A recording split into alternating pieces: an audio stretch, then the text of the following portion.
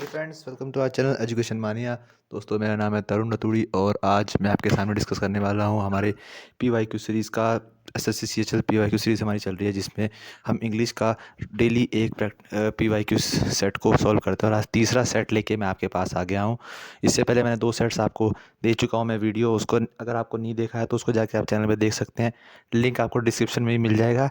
और वीडियो शुरू करने से पहले मैं आपको बता दूँ कि चैनल को सब्सक्राइब नहीं किया तो चैनल को सब्सक्राइब कर दें, क्योंकि डेली आपको ऐसे ही प्रैक्टिस सेट्स मिलने वाले हैं। 2 मार्च को आपका CGL टीयर 2 का एग्ज़ाम है। जिन लोगों ने टीयर 1 कंप्लीट कर लिया है उनको बहुत बहुत कॉन्ग्रेचुलेशंस। और टीयर 1 की कट ऑफ भी मैंने आपको जो है डिस्कस कर रखी है, आपको वहाँ पर देख सकते हैं आप शॉर्ट वीडियो में। और जिन लोगों ने टीयर 2 के लिए तैयारी कर रहे हैं उनके लिए बहुत महत्वपूर्ण होने वाला है PYQ सेट, और साथ ही साथ जो CHSL की तैयारी कर रहे हैं उनके लिए भी महत्वपूर्ण होने वाला है। तो चलिए बिना किसी देरी के वीडियो स्टार्ट करते हैं। तो यहाँ पर फर्स्ट क्वेश्चन आपके सामने दिख रहा है स्क्रीन पर।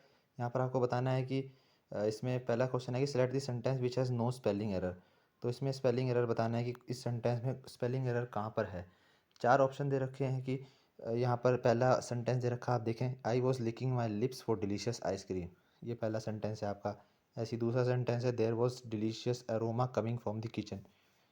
थर्ड ऑप्शन है आपका, my mother prepares delicious chocolate cakes. Fourth option है, granny said that red apples are very delicious. तो इसमें आपको बताना है कौन सा सेंटेंस है जिसमें कोई भी वर्ड में स्पेलिंग एरर ना हो। यानी 3 ऐसे सेंटेंस होने वाले जिसमें एरर होगा और एक में नहीं होगा, वो बताना है आपको।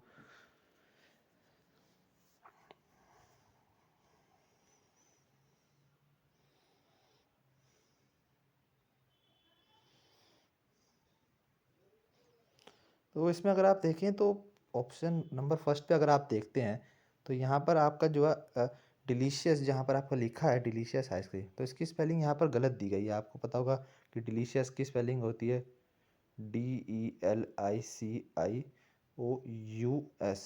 तो ये इसकी स्पेलिंग होती है डिलीशियस की।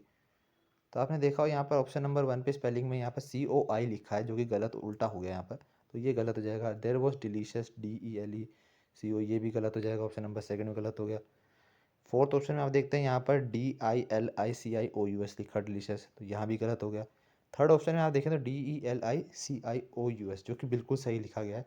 और पूरा सेंटेंस में आप देखें, माई mother prepares chocolate delicious chocolate cakes, पूरा सेंटेंस क्लियर है, यहाँ पर कोई एरर नहीं है। तो ऑप्शन नंबर थर्ड इसका करेक्ट आंसर हो जाता है।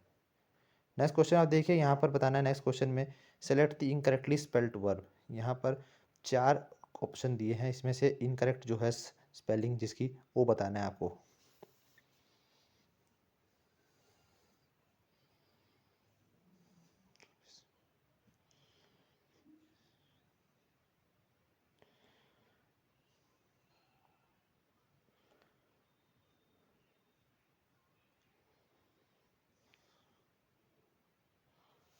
तो आप यहाँ पर देख सकते हैं, यहाँ पर न्यूपिटल की पहले आपने देखी है स्पेलिंग, तो न्यूपिटल की स्पेलिंग बिल्कुल सही है। न्यूपिटल की NUPTIAL बिल्कुल सही होता है। न्यूपिटल को कहते हैं यहाँ पर, जैसे कभी किसी चीज़ को फोर्सफुली किया जाए, न्यूपिटल यहाँ पर जाता है।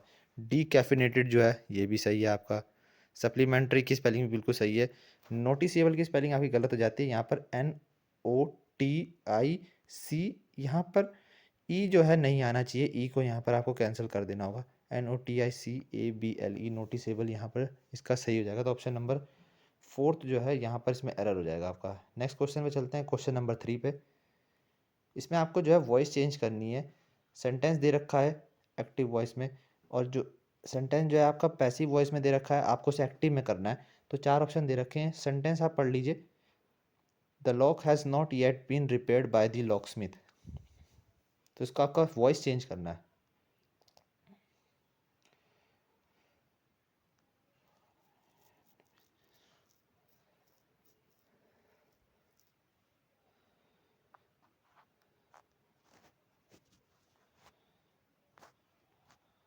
तो अगर आप देखें यहाँ पर सेंटेंस को जब आप पढ़ते हैं तो यहाँ सेंटेंस कह रहा था, the lock has not yet been repaired by the locksmith. तो अगर आप यहाँ पर, सबसे इंपॉर्टेंट होता है कि यहाँ पर वर्ब की कौन सी टेंस में दे रखा है, कौन सी टेंस का वर्ब लगा है यहाँ पर, ये मोस्ट इंपॉर्टेंट थिंग होती है कभी भी वॉइस चेंज करते समय। तो आप यहाँ देख सकते हैं द लॉक हैज़ का यूज़ हो रहा है, यानी वर्ब की थर्ड फॉर्म आई है, थर्ड फॉर्म की बात हो रही है, यानी प्रेजेंट परफेक्ट की बात होने वाली है। हैज़ से आपको ये पता चल गया है। तो यहाँ पर अब जब आप ऑप्शन पे जाते हैं तो पहले ऑप्शन में देखते हैं the lock Smith does not repairs the lock. तो डज नॉट का मतलब तो यहाँ सिंपल पास्ट हो गया, तो ये नहीं होगा। The lock Smith has not repaired the lock yet, बिल्कुल ये हो सकता है।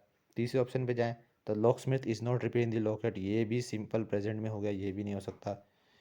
यहाँ पर फिर फोर्थ ऑप्शन आता है the lock Smith had not repaired, had not का तो यहाँ मतलब ही नहीं बनता, ये तो पास्ट परफेक्ट की बात ही नहीं हो रही है। तो बचा ऑप्शन सेकंड, ये सही आंसर हो जाएगा आपका। ऑप्शन नंबर सेकंड जो है क्वेश्चन नंबर 3 का सही आंसर हो जाएगा। नेक्स्ट क्वेश्चन पे आते हैं। यहाँ पर एक इडियम दे रखा है अ फ्लाई ऑन द वॉल, इसका मतलब आपको बताना है क्या होगा। नेक्स्ट क्वेश्चन पे आते हैं, क्वेश्चन नंबर 4। जैसा मैंने बताया आपको कि यहाँ पर बताना है अ फ्लाई ऑन द वॉल, तो यहाँ पर आपको बताना है इसका आंसर क्या होगा। तो अ फ्लाई ऑन द वॉल का मतलब होता है कि एक ऑब्जर्व बंदा जो मतलब जो उसे बहुत बारीकी से देखने वाला, अ अनप्रेसिडेंट ऑब्जर्वर जिसे कहते हैं, ये बहुत बारीकी से देखता है चीज़ों को। तो ऑप्शन नंबर एक मिनट रुक जाइए इसको। तो यहाँ पर जो है ऑप्शन नंबर आपका बी जो हो जाएगा, इसका सही आंसर हो जाएगा एन अनपरसीव्ड ऑब्जर्वर, जो बहुत ही बारीकी से देखने वाला व्यक्ति होता है। तो यहाँ पर अनपरसीव्ड ऑब्जर्वर जो है इसका सही आंसर हो जाएगा, ऑप्शन नंबर 20 का सही आंसर हो जाएगा। नेक्स्ट क्वेश्चन पे चलते हैं आपके यहाँ पर। क्वेश्चन नंबर 5 यहाँ पर कह रहा है, यहाँ पर जो है आपको select the most appropriate option to substitute the underline segment in the given sentence. तो यहाँ पर जो है आपको यहाँ पर एक सेंटेंस का पार्ट अंडरलाइन किया हुआ मिलेगा। If we do nothing to curb this pollution I guarantee we will face the wall in the future. तो यहाँ पर ये सेंटेंस जो है, इसमें जो फेस द वॉल है ये आपका अंडरलाइन पार्ट है। अब आपको बताना है कि यहाँ पर ये अंडरलाइन पार्ट जो है इसको इम्प्रूव करके हम जो इन 4 ऑप्शन में से कौन सा ऑप्शन फिट कर सकते हैं इस जगह पर। जब क्वेश्चन आपने पढ़ा हो तो if we do nothing to curb this pollution I guarantee we will face the wall in the future. तो यहाँ पर जब आप देखते हैं क्वेश्चन को, तो यहाँ पर आपका जो है ऑप्शन नंबर सेकंड जो है फेस द म्यूजिक, जो इसका अप्रोप्रिएट ऑप्शन जो है यहाँ पर फिट हो सकता है। फेस द वॉल की जगह फेस द म्यूजिक आने वाला है। फेस द म्यूजिक का मतलब आप समझते हैं कि भाई आप किसी चीज़ का परिणाम झेलना। अगर आप सेंटेंस पढ़े तो if we do nothing to curb this pollution, अगर हमने इस पोल्यूशन को रोकने के लिए कुछ नहीं किया तो I guarantee we will face the wall in the future. तो मैं सुनिश्चित करता हूँ, मैं गारंटी करता हूँ कि हमें भविष्य में इसका परिणाम भुगतना पड़ेगा। तो किसी चीज़ का भुगतना परिणाम, तो भुगतान करना किसी चीज़ का परिणाम का भुगतना। भाई कहते हैं ना कि अगर आपने ये चीज़ अपनी सुधारी नहीं तो आपको भविष्य में भुगतना पड़ेगा। तो उसका मतलब होता है face the music, face the outcomes भी जिसे हम कहते हैं सिंपल भाषा में। तो फेस द म्यूजिक यहाँ पर इसमें यहाँ पर ये इस लॉजिक से यहाँ पर बैठेगा इसका answer face the music. Next question पे चलते हैं। यहाँ पर क्वेश्चन नंबर 6 कह रहा है कि यहाँ पर आपको साइनोनिम बताना है। एम्बल का साइनोनिम बताना है कि इसका साइनोनिम क्या होगा। बसल, स्टेयर, वॉन्डर या ट्रॉट।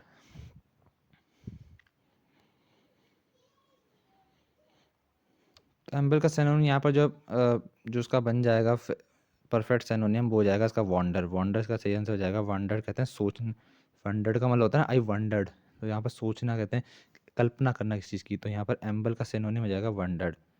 नेक्स्ट क्वेश्चन आते हैं। यहाँ पर आपको बेनेवोलेंस का सिनोनियम बताना है। बेनेवोलेंस का सिनोनियम क्या हो जाएगा।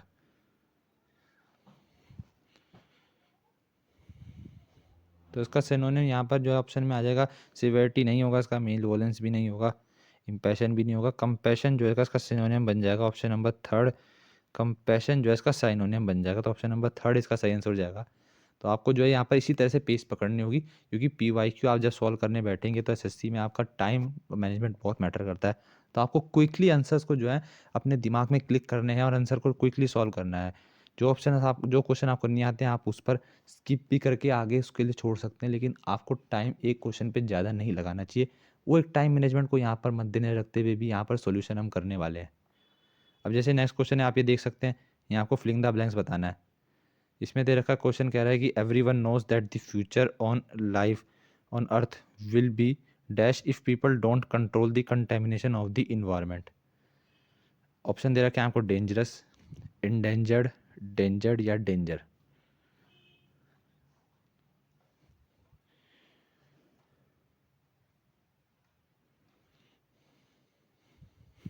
तो यहाँ पर अब जब आप देखें ऑप्शन पे, तो यहाँ क्वेश्चन कह रहा है कि every one knows that the future of life on on earth will be क्या। हर कोई जानता है जो फ्यूचर है अर्थ में, फ्यूचर है जो सबका अर्थ में, वो क्या होने वाला है, क्या होने वाला है। If people do not control the contamination of the environment, जो इन्वायरमेंट में पोल्यूशन फैल रहा है, लगातार कंटेमिनेटेड हो रहा है इन्वायरमेंट, यानी गंदगी फैल रही है, दूषण रहित हो रहा है हमारा इन्वायरमेंट। तो अगर उसको कंट्रोल नहीं किया अगर उसको कंट्रोल नहीं किया गया तो हमारा एनवायरनमेंट दूषित हो जाएगा। तो क्या हो जाएगा इससे हमारी धरती को, हमारी धरती जो है इससे इंडेंजर्ड हो जाएगी। डेंजर्ड यानी इंडेंजर्ड यानी खतरे में आना, तो इंडेंजर्ड इसका सही आंसर हो जाएगा। डेंजरस नहीं होगा, क्योंकि डेंजरस जो होता है एडजेक्टिव का यूज आता है, एडजेक्टिव यहाँ वर्ग के बाद नहीं लग सकता, एल्बिन वर्ग के बाद, तो यहाँ पर इंडेंजर्ड इसका सही आंसर हो जाएगा। डेंजर्ड नहीं होगा, क्योंकि डेंजर जो होता है यहाँ पर होता है कि कोई चीज़ कम मात्रा में कोई चीज़ होती है ना। इंडेंजर और डेंजर में फ़र्क ही होता है। डेंजरस होता है कोई चीज़ एक छोटे स्केल पे कोई चीज़ मुश्किल हो या भयानक हो। एंडेंजर्ड होता है काफ़ी विशाल काय मुसीबत, बड़ी मुसीबत। तो एंडेंजर्ड हो जाएगा इसका सही answer, option number second. Next question पे आते हैं, यहाँ क्वेश्चन नंबर 9 पे। यहाँ पर आपको जो है अंडरलाइन पार्ट सेंटेंस का वो चीज़ आपको इम्प्रूव करनी है। तो यहाँ पर आप क्वेश्चन पढ़िए, do you mind me to bring here while you are working. तो इसमें आप देखें तो यहाँ से do you mind me being, यहाँ तक जो है इसका जो है यहाँ पर इस वाले सेंटेंस तक बीइंग तक जो है आपका अंडरलाइन हो रखा है, do you mind me to being here while you are working. तो इसका आपको बताना है कि इसमें जो अंडरलाइन पार्ट है इसको आप क्या इंप्रूव कर सकते हैं। इसमें 4 ऑप्शन दिए आपको। तो क्वेश्चन को जब आप पढ़ें तो do you mind me to being here while you are working, क्या तुम अ, मुझे अपने पास रखना पसंद करोगी जब तक तुम काम कर रही हो। तो ये किसी से एक सवाल पूछ रहा है एक तरह से ना, या तुम मुझे अपने पास रखना पसंद करोगी जब तक तुम काम कर रहे हो। तो इसमें आपको बताना है कि कौन सा अप्रोप्रिएट ऑप्शन बैठ सकता है यहाँ पर। जवाब देखिए क्या है, ऑप्शन नंबर ए बैठ सकता है आपका, you can mind me to be being, नहीं, टू बी का यूज़ नहीं हो सकता। टू बीइंग की जगह टू बी यहाँ पर नहीं आ सकता, क्योंकि ये सिंपल पास्ट में नहीं है, ये आप देख सकते हैं ये प्रेजेंट कंटिन्यूस में है। तो टू बी का यूज होता है मॉडल वर्ब के रूप में यूज होता है, क्योंकि जिसमें टू प्लस वर्ब की फर्स्ट फॉर्म होनी चाहिए, लेकिन यहाँ पर जो है कंटिन्यूस फॉर्म में चल रहा है। योर माइंड्स टू बी, ये भी नहीं हो सकता, टू बी का यूज़ यहाँ नहीं हो सकता। You mind me being, do you mind me being here, तो ये जरूर हो सकता है you mind me being here, या you will mind me to being here. Will का यूज़ नहीं हो सकता यहाँ पर, सिंपल फ्यूचर की बात नहीं हो रही है। तो ऑप्शन नंबर थर्ड जो हो जाएगा, सी ऑप्शन का सही आंसर हो जाएगा, do you mind me being here while you are working. तो ये इसका सेंटेंस बनेगा बेसिकली। तो इसमें यहाँ पर थर्ड ऑप्शन सही हो जाएगा इसका। नेक्स्ट क्वेश्चन पे चलते हैं, क्वेश्चन नंबर 10 पे चलते हैं। इसके यहाँ पर इसका आपको बताना है, यहाँ पर इसका साइनोनिम बताना है रिनाउंस का। तो रिनाउंस का साइनोनिम बताइए आप।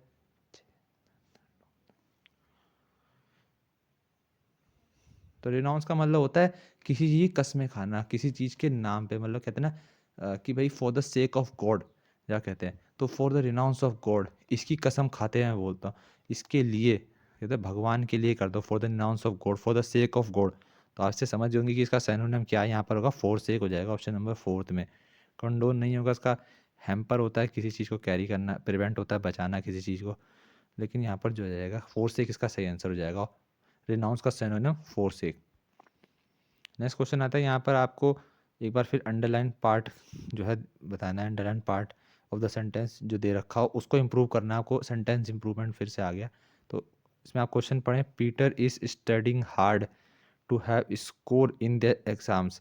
तो यहाँ पर जो है अगर आप इसमें देखें तो टू हैव स्कोर, ये वाला जो पार्ट है ना आपका, ये आपका अंडरलाइन है, टू हैव स्कोर तक का ये वाला पार्ट। तो इसका आपको बताना है कि इस जो ये पार्ट है अंडरलाइन पार्ट, इसको क्या इंप्रूव किया जा सकता है। इसमें 4 ऑप्शन दिया आपको, to scoring, to have scored, to score या to scores. Peter studying hard to have score in the exams. तो ऐसे सेंटेंस में पहले टेंस को समझने की कोशिश कीजिए। यहाँ पर is plus verb ING form आ रही है, तो इससे एक चीज़ तो क्लियर होगी कि भाई ये कंटिन्यूस फॉर्म में चल रहा है, प्रेजेंट कंटिन्यूस में। तो यहाँ पर जब आप देखते हैं तो Peter studying hard, to have score नहीं हो सकता यहाँ पर, हैव का यूज़ नहीं होगा यहाँ पर। तो टू स्कोरिंग हो सकता है, नहीं यहाँ पर टू स्कोरिंग भी नहीं हो सकता, क्योंकि दो आईएनजी फॉर्म एक साथ नहीं आ सकती। To have scored in the exam, लेकिन ये तो अभी प्रेजेंट की बात हो, तो टू हैव स्कोर्ड तो तब आएगा कि जब भाई आप कर सकते थे और वो नहीं कर पाए अच्छे मार्क्स स्कोर। टू स्कोर इसका सही आंसर हो जाएगा ऑप्शन नंबर थर्ड में, जी हाँ, Peter studying hard to score in the exams.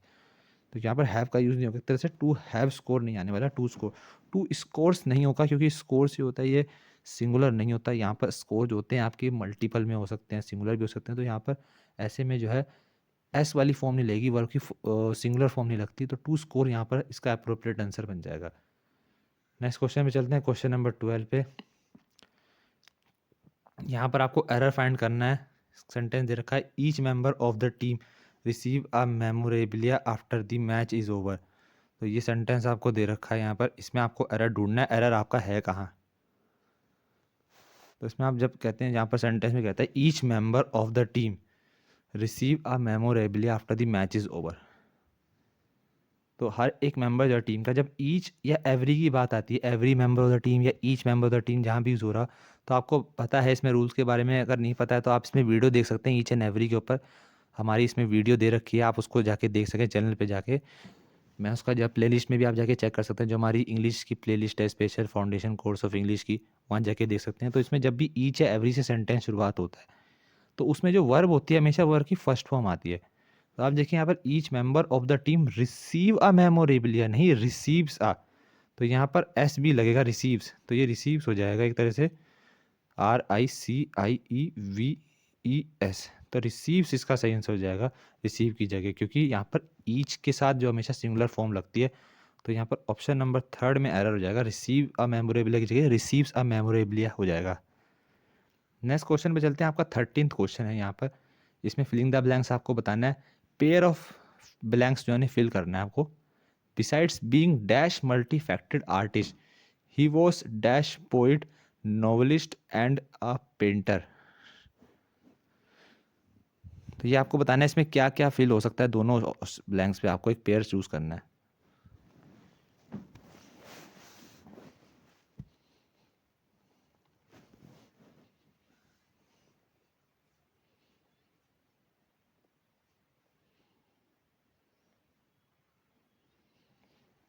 तो जब यहाँ पर आप देखते हैं कि besides being dash multi faceted artist, तो जब आप किसी खूबियाँ बता रहे हो, उसकी करेक्टरिस्टिक बता रहे हो, तो यहाँ पर आ आएगा, आ मल्टी फेस्टेड आर्टिस्ट। तो यहाँ पहले ऑप्शन में तो आपका एन, आ या एन आएगा, ये आपको बताना है। आ आता है कि यहाँ पर एन आता है? क्या लगता है आपको क्या होना चाहिए यहाँ पर? अब बहुत से लोग इसमें सोचेंगे कि भाई आर्टिस्ट दे रखा है, तो भाई आर्टिस्ट को समझ के जो है यहाँ पर एन लगा देंगे कि भाई ये तो वोवल जो होते हैं AEIOU, उसके पहले तो जो होता है में एन लगता है। लेकिन यहाँ पर आर्टिस्ट को देख के नहीं, यहाँ पर इससे पहले मल्टी फेस्टेड भी लिखा है, यानी प्रख्यात आर्टिस्ट। तो जब किसी की आप विशेषता बता रहे हो कि भाई उसको इंट्रोड्यूस कर रहे हो, तो हमेशा आ का यूज़ होता है, दा का यूज़ भी होता है या फिर आ का यूज़ होता है। लेकिन यहाँ पर जब पर्सन की स्पेशलिटी बताता हूँ, आ का यूज़ होता है। तो यहाँ पर फर्स्ट वाले पार्ट में तो आ जाएगा, besides being a multi faceted artist, he was the poet या फिर अन पोइट। अब यहाँ पर देखें ऑप्शन नंबर सेकंड तो आपका यहीं पर कैंसिल हो गया, क्योंकि पहले वाले ऑप्शन में एन नहीं हो सकता, और यही फोर्थ वाले कैंसिल होगा। तो आ के साथ या तो एन होगा या फिर आ होगा। तो यहाँ पर क्या आना चाहिए, ही वॉज एन पोइट या ही वॉज अ पोइट? तो ही वॉज अ पोइट ही आएगा आपका, क्योंकि यहाँ पर ये तो आपका वोवल है ही नहीं, पी, पोइट्स पी से शुरू हो रहा है, तो यहाँ पर भी आ ही आएगा आपका। तो दोनों में आ का पेयर बनेगा, तो ये ऑप्शन नंबर थर्ड इसका सही आंसर हो जाएगा। नेक्स्ट क्वेश्चन आ जाते हैं, यहाँ पर आपको जो है आपका इनकरेक्टली स्पेल्ड वर्ड बताना है आपको। साइलोफोन, ओलिगोपोली, रोबस्ट या जेनिथ, इसमें से आपको इनकरेक्ट बताना है कौन सा है।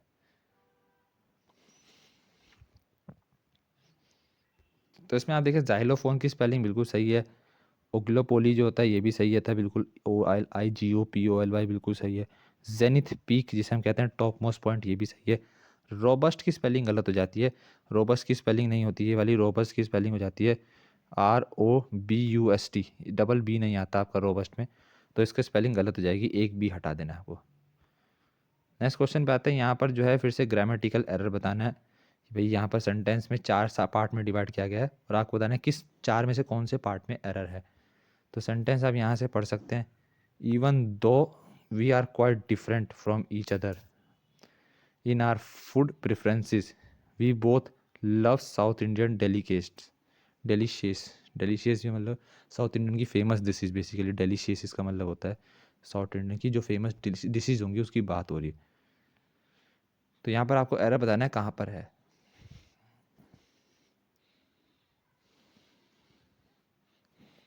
तो यहाँ पर जब कह रहा है कि even though we are quite different, from each other, तो डिफरेंट के साथ तो फ्रॉम आता है, बिल्कुल सही है, तो ये बी वाला पार्ट भी सही है। इवन दो से भी सही है, even though we are quite different from each other in our food preferences, तो इन यहाँ पर नहीं आने वाला है इसका, यहाँ ही गलत हो जाएगा। तो यहाँ पर जब आप देखिए in our food preferences we both love South Indian delicious, तो यहाँ पर जब देखिए ऑप्शन जब आप यहाँ पर देखते हैं कि even though we are quite different from each other in our food preferences we both love South Indian delicious, तो यहाँ पर yet we both love South Indian delicious आना चाहिए था। तो यहाँ पर जो है दो एरर है, यहाँ तक तो येट का यूज़ नहीं हो रहा आपका, यहाँ पर आपको जो है येट ऐड कर देना है। और यहाँ पर फिर दूसरी चीज़ है कि यहाँ पर लव की जगह जो है आपका यहाँ पर जो है आपका लव्स हो जाएगा, यानी एस हट जाएगा, तो ये सेंटेंस आपका करेक्ट बन जाएगा। तो इस हिसाब से आपका जो है ऑप्शन नंबर जो है सी आपका जो है आपका एरर पार्ट हो जाता है। We both loves South Indian delicious नहीं होगा, we both love South Indian delicious हो जाएगा। नेक्स्ट क्वेश्चन पे आते हैं, यहाँ पर इनकरेक्ट वर्ड बताना है। 16वां क्वेश्चन आपके सामने है, इसमें इनकरेक्टली बताना है क्या होगा। तो ऑप्शन में आपको दे रखा है यहाँ पर नोजी, वेनिसन, यर्न या रूमिनेट, तो इसमें आपको बताना है नोजी गलत जाता है, यहाँ पर नॉइजी होता है, नोजी नहीं होता है, नॉइजी होता है, NOISY, नॉइजी, बहुत ही आवाज़ करने वाला। यर्न होता है यहाँ पर नोजी, यहाँ पर बिल्कुल सही, तो यर्न का यहाँ पर मतलब जाता है यर्न जो है, ये भी सही हो जाएगा, YEARN। फिर यहाँ पर जो है रूमिनेट, रूमिनेट भी यहाँ पर जो है बिल्कुल सही हो जाता है आपका, इसकी स्पेलिंग भी सही है। तो यहाँ पर वेनिसन, वेनिसन की स्पेलिंग जो आपकी गलत हो जाएगी इनकरेक्टली स्पेल्ड में, तो वेनिसन इसका जो है इनकरेक्ट स्पेल्ड बन जाएगा यहाँ पर जो दे रखा है वेनिसन का। तो यहाँ पर वेनिसन में SON की जगह यहाँ पर SEN आएगा यहाँ पर, तो वेनिसन गलत हो जाएगा इसका आंसर ऑप्शन नंबर बी में। नेक्स्ट क्वेश्चन बताना है, यहाँ पर आपको पैरा जंबल का क्वेश्चन दिया है आपको, इसको आपको करेक्ट ऑर्डर में बताना है कि मीनिंगफुल एक ऑर्डर बनाना है आपको। तो आपको पता है पैरा जंबल के ऊपर मैंने आपको कैसे समझाया था, आप उसी तरह से करें। आपने अगर अभी भी आप नहीं पता आपको पैरा जंबल के बारे में, तो आप हमारी पुरानी जो सेट वाली वीडियो है, सेट नंबर 1 सेट नंबर 2 में मैंने आपको बताया है, उसमें आप डीपली समझाया, तो वहाँ पर आप जाकर देख सकते हैं। तो यहाँ पर जब देखें क्वेश्चन नंबर 17 पे हम थे, तो यहाँ पर आप सेंटेंस को पढ़ें, 4 सेंटेंस दे रखे हैं आपको, और फिर आप ऑप्शंस को भी पढ़ें। अब सेंटेंस पढ़ते हैं हम। यहाँ पर सेंटेंस कह रहा है because the educational institution teaching staff is actively involve, curricular और academic activities refer to activities that cover the specified courses. अच्छा, ऑफ स्टडी, अच्छा यहाँ पर कोर्सेज ऑफ स्टडी ये पूरा पार्ट मिला हुआ है। These exercises are an essential component of the overall educational curriculum. In layman terms curricular activities activities that take place within the classroom. अब ये आपका सेंटेंस है। अब जब आप ऑप्शन पे जाके देखते हैं, तो जब ऑप्शन पे आप देखते हैं यहाँ पर CDBA, BDCA, DABC या DBCA, तो 4 से आपका शुरू होता है। 4 ऑप्शन में C से शुरू होता है एक, तो एक या B से शुरू होता है, D से, तो आपका A से तो शुरू नहीं होने वाला, ये आपको पता चल गया। और वैसे भी नहीं हो सकता, बिकॉज से सेंटेंस नहीं शुरू होता, ये कारण बता रहा है। तो because the education institution teaching staff is actively involve, किस चीज़ में टीचिंग स्टाफ इन्वॉल्व है ये आपको देखना है। जो आप बी में जाते हैं, बी पार्ट ऑफ सेंटेंस में, तो curricular academic activities refer to activities that cover the specified courses of study, बिल्कुल करिकुलर एकेडमिक एक्टिविटीज़ की बात हो रही है, तो ये हो जाएगा, बी से शुरू हो सकता है। सी का these exercise are an essential, तो दीज एक्सरसाइजेज में यहाँ पर अगर आप सेंटेंस में स्टार्टिंग में देते हैं दीज एक्सरसाइजेज, तो भाई कौन से एक्सरसाइजेज ये नहीं हमें पता, तो सी से भी शुरू नहीं हो सकता, तो यहाँ पर ऑप्शन नंबर ए तो घट गया। अब क्या डी से हो सकता है, in layman terms curricular activities are activities that takes place within the classroom. यहाँ करिकुलर एक्टिविटीज़ की बात हो रही है लेमन टर्म्स में, लेकिन इससे पहले आपको करिकुलर एक्टिविटीज़ की बेसिक डेफिनेशन तो बताएगी ना कहीं इससे पहले करिकुलर एक्टिविटीज़ के बारे में बेसिक बात हुई होगी। तो यहाँ पर ऑप्शन नंबर 20 का पहले आ जाएगा, ना कि डी से, तो बी पहले आने वाला है, तो यानी थर्ड ऑप्शन भी गलत हो जाएगा, फोर्थ ऑप्शन भी गलत हो जाएगा, बचा कौन सा, सेकंड ऑप्शन। तो ऐसे एलिमिनेशन से आपने जो है बहुत आसानी से सॉल्व कर लिया, आपको पूरा सेंटेंस पढ़ने की जरूरत ही नहीं पड़ी। तो ऑप्शन नंबर बी BDCA, पहले करिकुलर एकेडमिक एक्टिविटीज़ के बाद और डी आएगा लेमन टर्म्स के बारे में बता रहा है। फिर आने वाला C, these exercise are an essential component of the overall educational curriculum, फिर एक्सरसाइज के बारे में बताता है। फिर ए आएगा, क्योंकि फिर टीचिंग स्टाफ का जो इन्वॉल्वमेंट है वो बताएगा। तो ऐसे आपको जो सेंटेंस रिलेट करके चलना होता है पैरा जंबल में। नेक्स्ट क्वेश्चन पे आते हैं, यहाँ पर फिलिंग द ब्लैंक्स बताना है। यहाँ पर आपको ऑप्शन दिया, क्वेश्चन दे रखा है, the dash crowd gave their newly elected leader a magnificent welcome.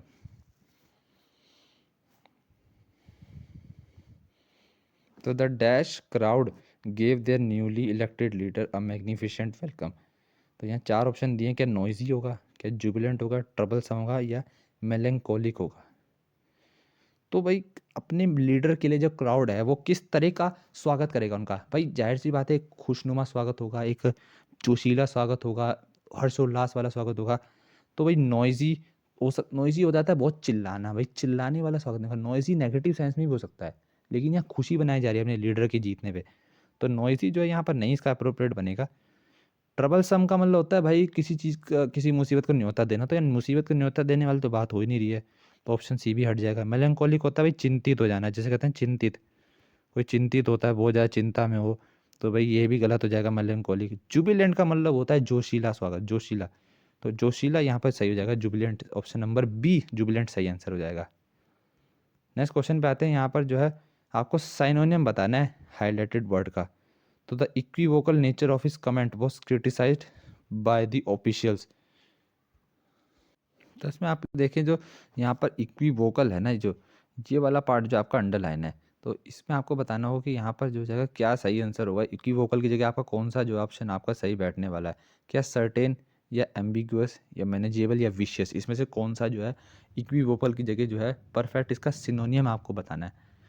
तो इक्विवोकल का मतलब होता है भाई कोई चीज़ मतलब एक तरह से जो होती है ना भाई, जिसमें कुछ अटपटापन हो। यहाँ पर equivocal nature of his comment was criticised by the official, मतलब कोई तरह का मतलब कंट्रोवर्शियल बात कहना, कोई अटपटी सी बात कहना। तो एम्बिगुअस जो है उसका सिमिलर मीनिंग हो जाएगा, एम्बिगुअस का मतलब यही होता है कुछ अटपटा बोलना, कंट्रोवर्शियल बोलना, तो ऑप्शन नंबर 20 का सही हो जाएगा।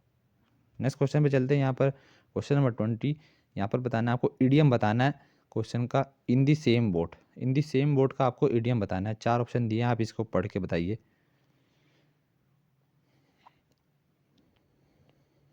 तो ऑप्शन नंबर 1 में कह रहा है to go in the same direction as something else, भाई एक डायरेक्शन में जाना जैसे दूसरा चल रहा है समवन एल्स। सेकंड ऑप्शन पे जा रहा है कि to be in the same difficult situation as something else, दूसरे की जैसी खुद को भी एक ही डिफिकल्ट सिचुएशन में चलना, खुद भी उसी सिचुएशन में चलना जो जिसमें दूसरा चल रहा है गलत सिचुएशन में। थर्ड आता है यहाँ पर to share profit with someone, किसी के साथ अपना प्रॉफिट शेयर करना। फोर्थ आता है to gain undue advantages with others. तो ये आपने सुना होगा कई बार कि भाई कहते हैं ना इन दी सेम बोट, भाई एक ही नाव में सवार है, मतलब कहते हैं कि दोनों एक साथ एक ही मुसीबत में पड़ गए हैं, मतलब to be in the same difficult situation, आप भी उसी सिचुएशन डिफिकल्ट सिचुएशन पड़ेंगे जो जिसमें दूसरा आया, तो उसको कॉपी करते करते आप ही मुसीबत में पड़ गए। तो यहाँ पर जैसे ऑप्शन नंबर सेकंड जो है आपका सही आंसर बन जाएगा, ये to be in the same difficult situation as someone else, जैसे दूसरा फंसा है मुसीबत में, आप भी उसी मुसीबत में फंस गए। तो ये इस तरह से आपका यहाँ पर सॉल्व हो जाता है। यहाँ पर आपका प्रैक्टिस सेट नंबर 3। अगर आपको वीडियो पसंद आया, हेल्पफुल लगता है तो आप वीडियो को लाइक करें, नहीं लगता है कोई प्रॉब्लम नहीं है, ऐसी कोई बात नहीं है। लेकिन मेन बात है, मेरा मुद्दा है यहाँ पर आपको नॉलेज देना, फ्री कंटेंट प्रोवाइड कराना, जो कि आपको हमारे चैनल में रेगुलर मिलता रहेगा। आप बस बिंदास पढ़ाई कीजिए और चैनल को सब्सक्राइब कर लीजिए अगर आपको चैनल से वैल्यूएबल कंटेंट मिल रहा हो। तब तक के लिए thank you very much, good bye.